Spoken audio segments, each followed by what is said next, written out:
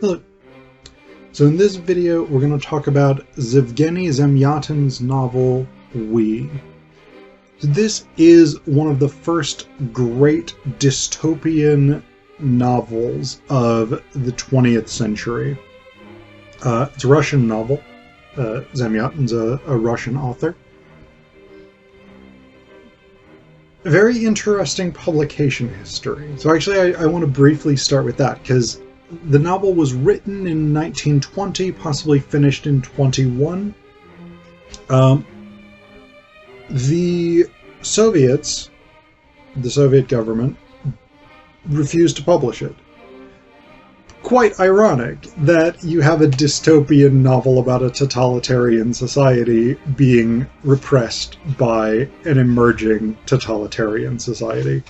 Although in 1920 it wasn't entirely clear that the Soviet Union would become what it became by the Stalinist era. So it was not published in the Soviet Union. It was first published in an English translation in New York City in 1924. Then there were some various, like a Czech translation was done and things like this. It was first published in Russian in New York City in 1952. This proper version of it was first published in Russian in New York in 1952. But there was a mangled version published in a Russian language newspaper in Prague in 1927. But the person who translated it cut a whole bunch of things out and purposefully rewrote sections of it so they weren't as good, so that he could pretend that he had translated the manuscript from the Czech translation back into Russian, rather than getting a version from Zamyatin himself, a Russian language version from Zamyatin himself. And that was in an attempt to keep Zamyatin from getting in trouble with the Soviet authorities. It didn't actually appear in Russian in the USSR until 1988.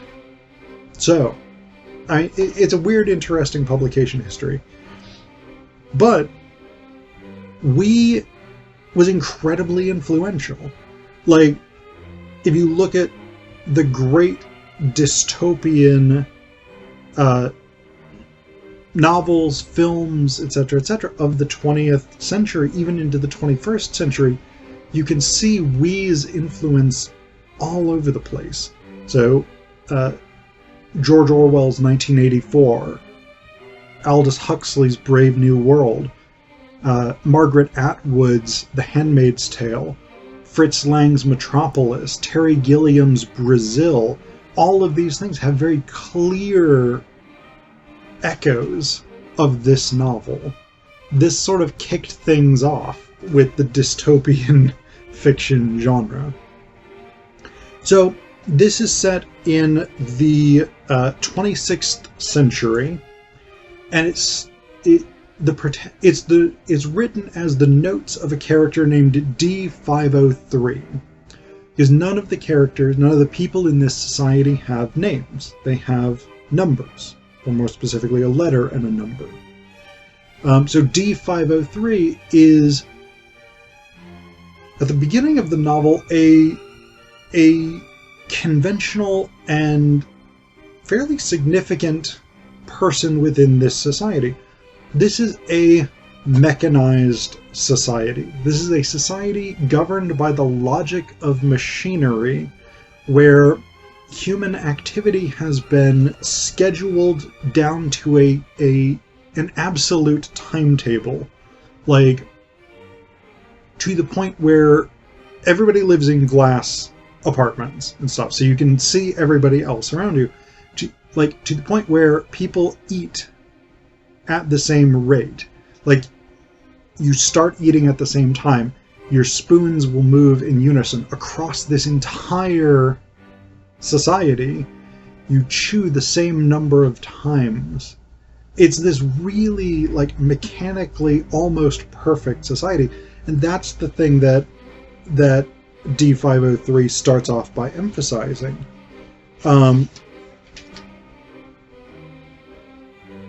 And it's and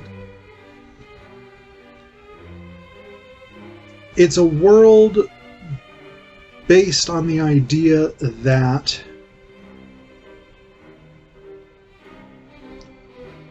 freedom is not to be valued. Freedom is simply not important.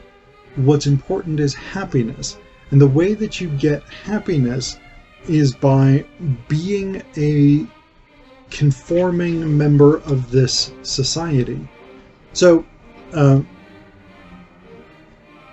D503 is, this is the second portion of it.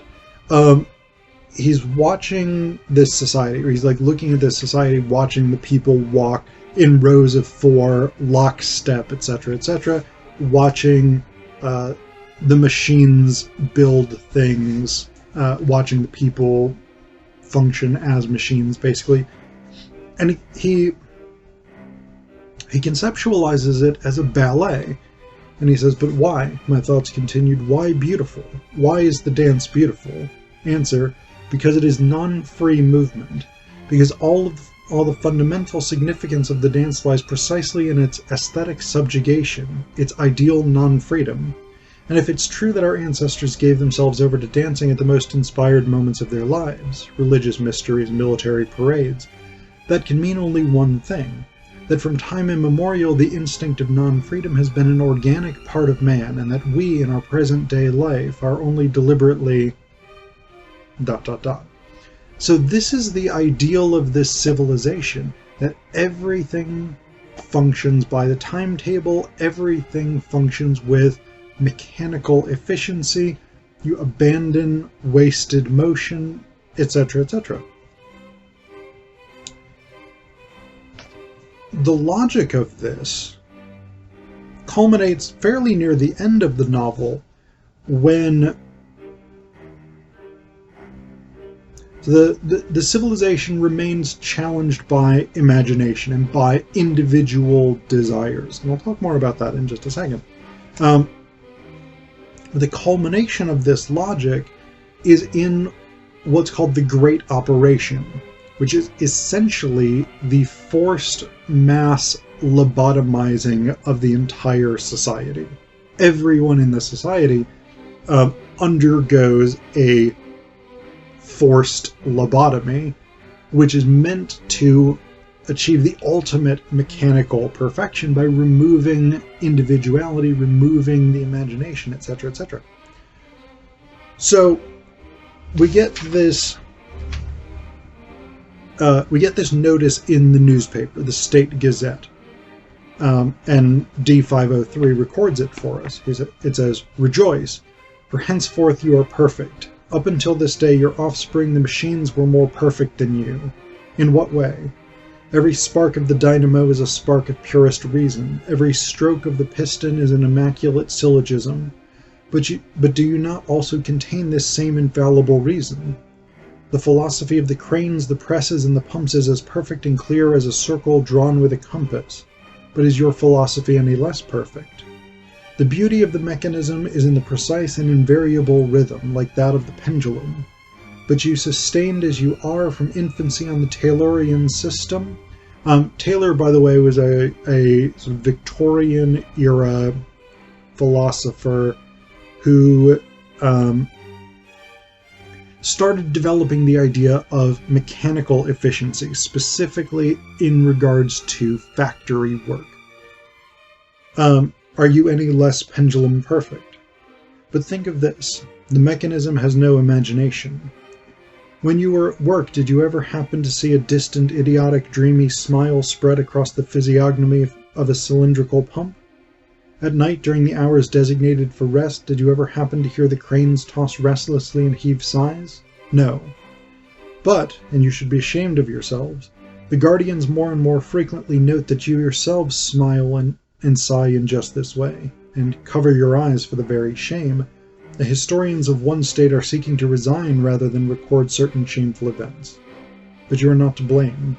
You are sick. The name of your illness is imagination.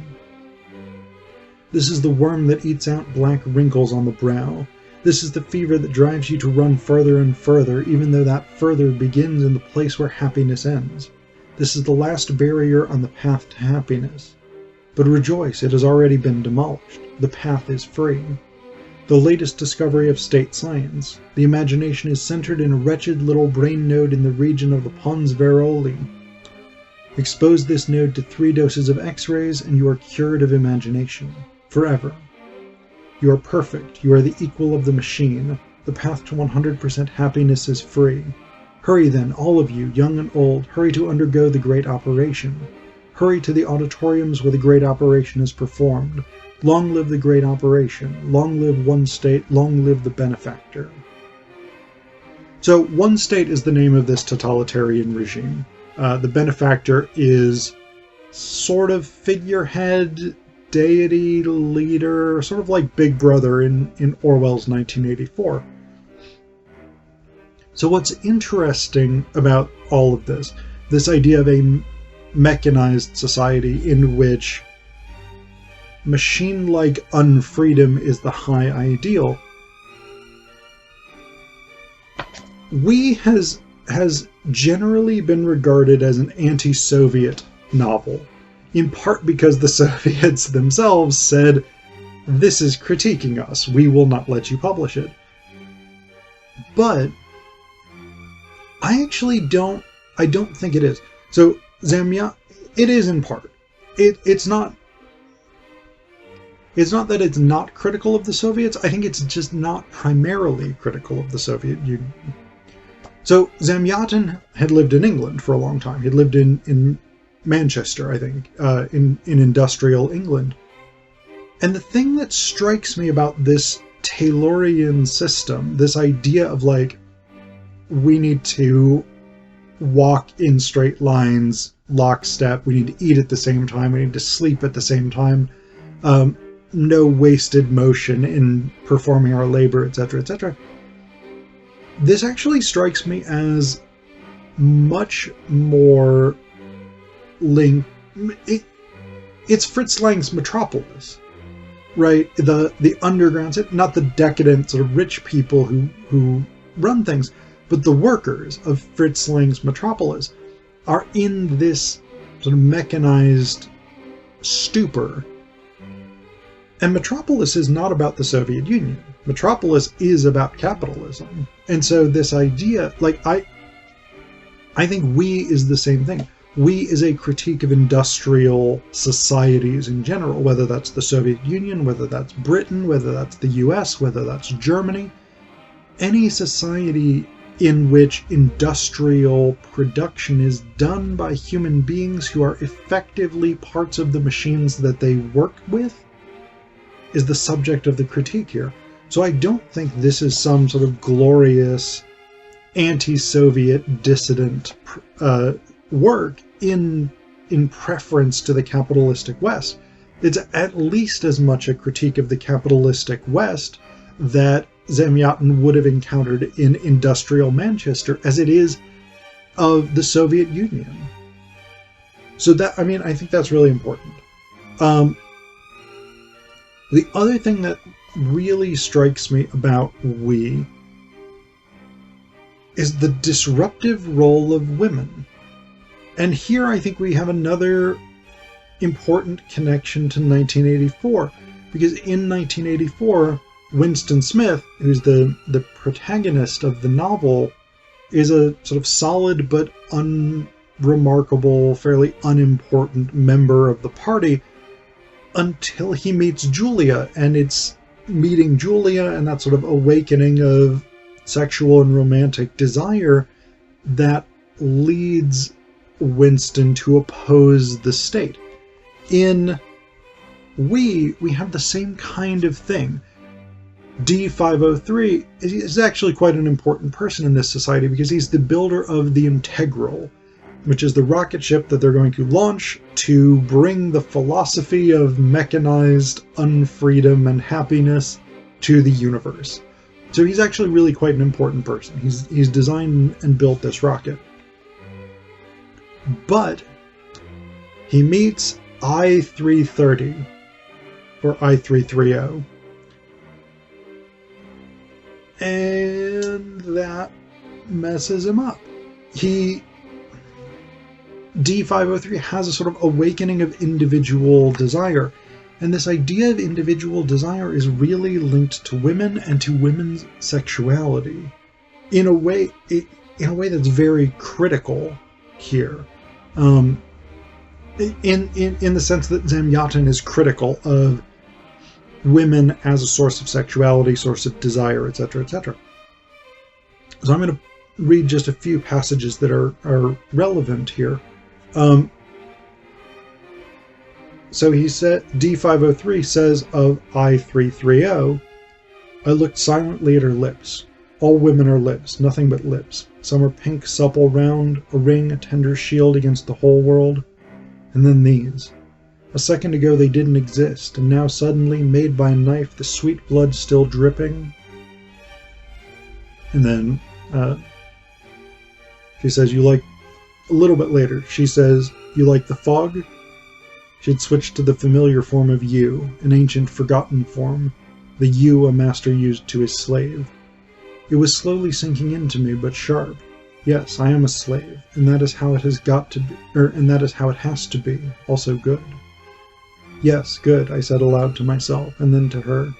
I hate the fog. I'm afraid of the fog. That means you love it. You're afraid of it because it's stronger than you. You hate it because you're afraid of it. You love it because you can't master it.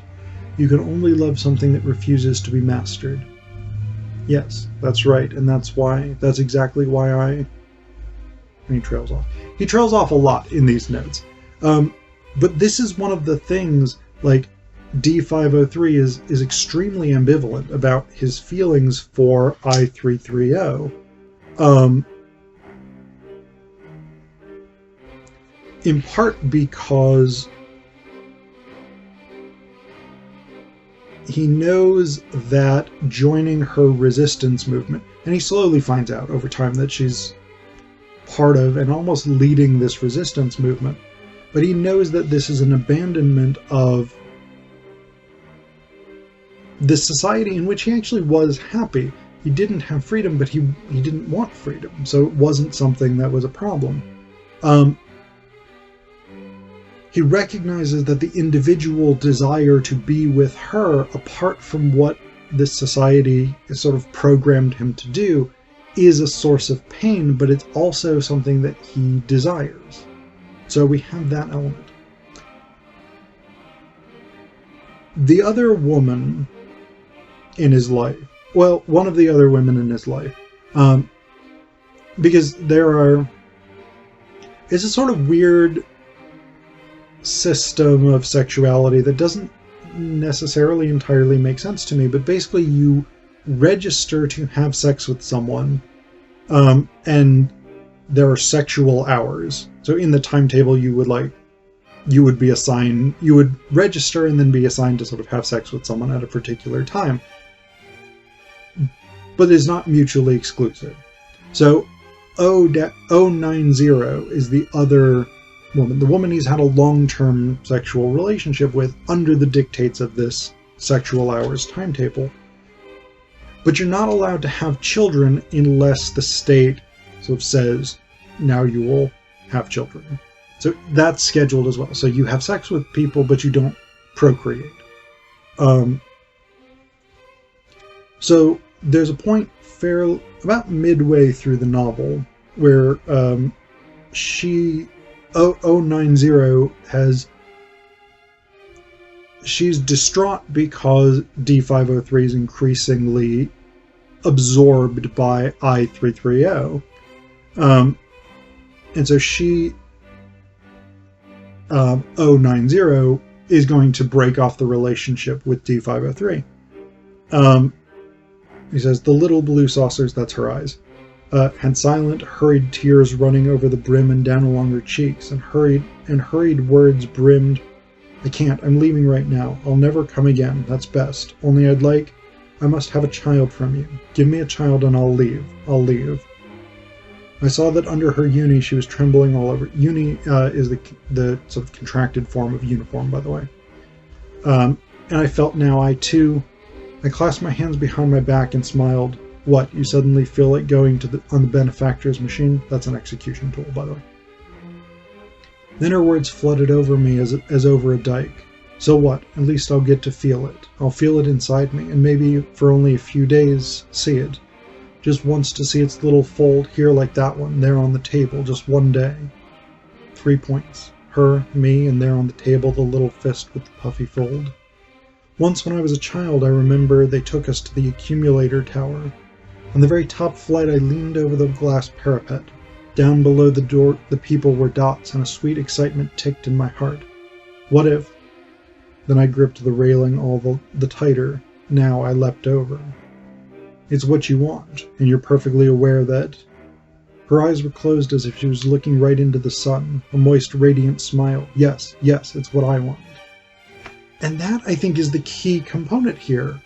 That's the key sort of anti-feminist element of We, is that women represent, in the novel, individual desire. It's what I want, as opposed to what society wants me to want, what I am wanted to do by the collective. So the women in the novel signal D503, they signal both their own and D503's emergence into individuality, into individual desire, even if that desire, by the standards of this society, is destructive of happiness and destructive of social order.